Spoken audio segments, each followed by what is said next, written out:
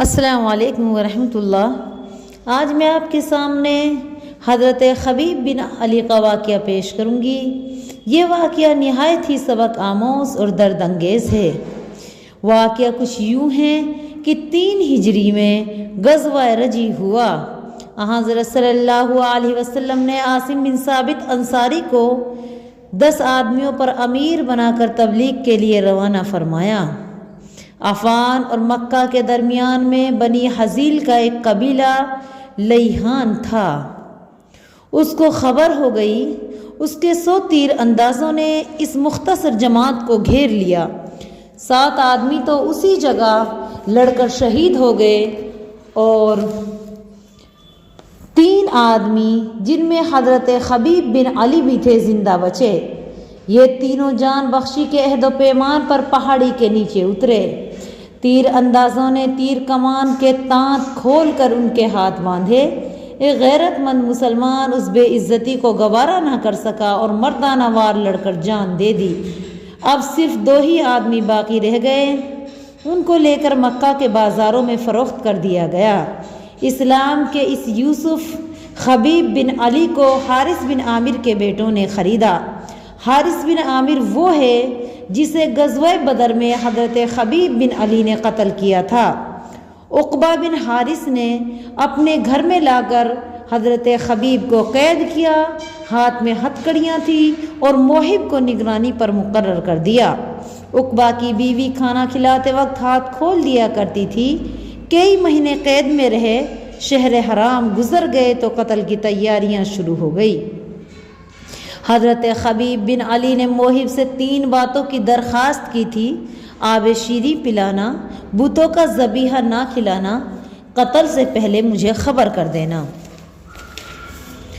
یہ آخری خواہش عقبہ کی بیوی سے بھی کی تھی۔ قتل کا ارادہ ہوا تو اس نے ان کو آگاہ کر دیا۔ حضرت خبیب نے صفائی کے لیے ان سے اس طرح مانگا۔ ان کی بیوی نے انہیں لا کر دے دیا۔ ان کا بچہ کھیلتا کھیلتا ان کے پاس چلا آیا۔ انہوں نے ان کو اپنی ران پر بٹھا لیا۔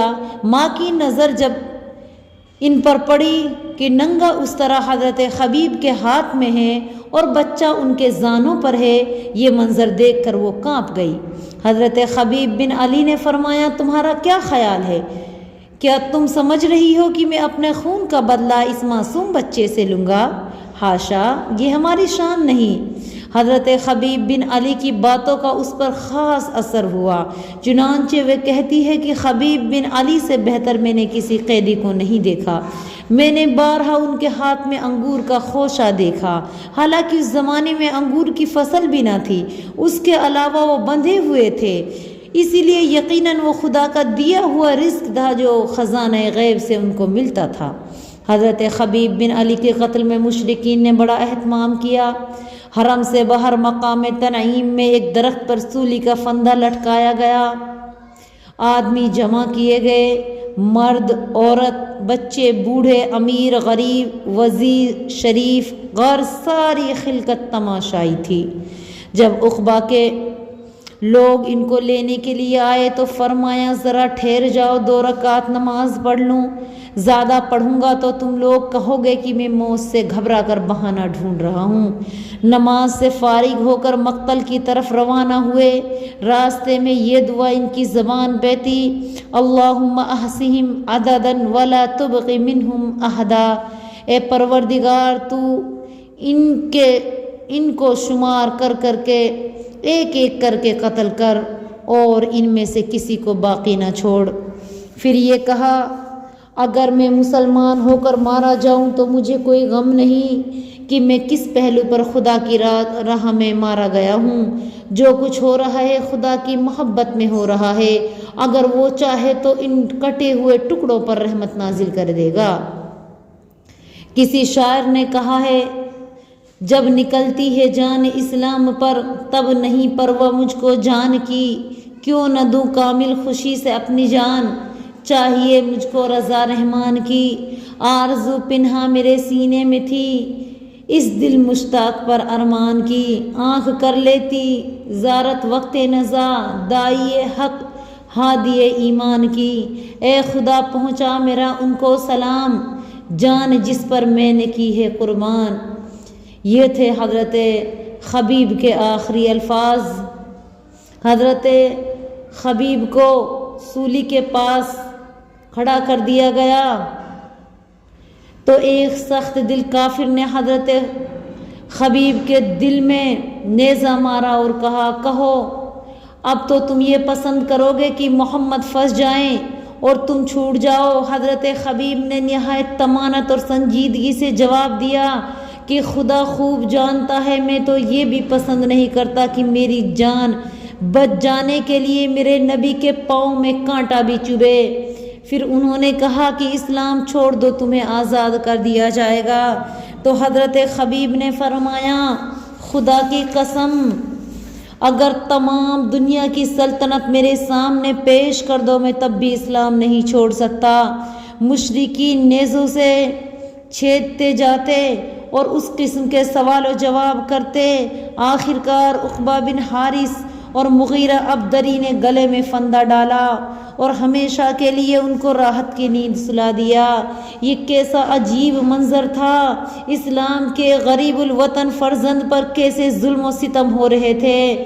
بتائے کفر کا خونی وہ قاتل توحید کے فرزندوں کو کس طرح ذبح کر رہا تھا۔ یہ سب کچھ تھا مگر مجسمہ اسلام اب بھی پیکر و صبر و رضا بنا ہوا تھا اور بغیر کسی اضطراب کے نہایت سکون سے جان دے دی۔ حضرت صلی اللہ علیہ وسلم کو جب وحی کے ذریعے اس واقعے کی خبر ہوئی تو آپ صلی اللہ علیہ وسلم نے فرمایا، اے خبیب تجھ پر سلام، اے خبیب تجھ پر سلام، اور عمر بن ربی زمری کو اس شہید وفا کی لاش کا پتہ لگانے کے لیے مکہ بھیجا۔ عمر بن ربی رات کو سولی کے پاس ڈرتے ڈرتے گئے، درخت پر چڑھ کر رسی کاٹی، جسد اظہر زمین پر گرنا چاہا کہ اتر کے اسے اٹھا لیا، لیکن یہ جسم زمین کے قابل نہ تھا، بلکہ ان کو فرشتوں نے اٹھا کر اس مقام پر پہنچایا جہاں شہیدان راہ وفا کی روحیں رہتی ہیں۔ عمر بن ربی کو سخت حیرت ہوئی، بولے کیا زمین تو نگل گئی؟ قتل کرتے وقت انہیں مشرکین نے قبلہ رخ نہیں رکھا تھا، لیکن جو چہرہ قبلے کی طرف جھک چکا ہو وہ کسی طرف کیوں کر پھر سکتا ہے؟ مشرکین نے بارہا پھیرنے کی کوشش کی مگر ہر طرح انہیں ناکامی رہی۔ سعد بن عامر جو حضرت عمر کے عمال میں سے تھے، ان کا یہ حال تھا کہ کبھی کبھار یک بارگی بے ہوش ہو جایا کرتے تھے۔ حضرت عمر نے ان سے وجہ پوچھی تو بولے، مجھے یہ نہ کوئی مرض ہے نہ کوئی شکایت۔ جب حضرت خبیب بن علی کو صلیب پر چڑھایا گیا تو اس وقت اس مجمع میں موجود تھا۔ مجھے جس وقت حضرت خبیب بن علی کی باتیں یاد آتی ہیں تو میں کانپ کر بے ہوش ہو جایا کرتا ہوں، مجھے اپنے آپ پر قابو نہیں رہتا اور فوراً ہی میں بے ہوش ہو جاتا ہوں۔ تو یہ تھے حضرت خبیب جن کی لاش کو عمر بن ربی نے پیڑ سے کاٹ کے نیچے گرایا، لیکن وہ لاش زمین پہ نہ گری بلکہ فرشتوں نے ان کی لاش کو اچک لیا اور شہدائے وفا کی روحوں میں ان کو جا کے داخل کر دیا۔ تو ہمیں اس طرح کے اسلامک واقعات سے عبرت حاصل کرنی چاہیے اور اللہ کے راستے میں اپنی جان قربان کرنے کے لیے تیار رہنا چاہیے۔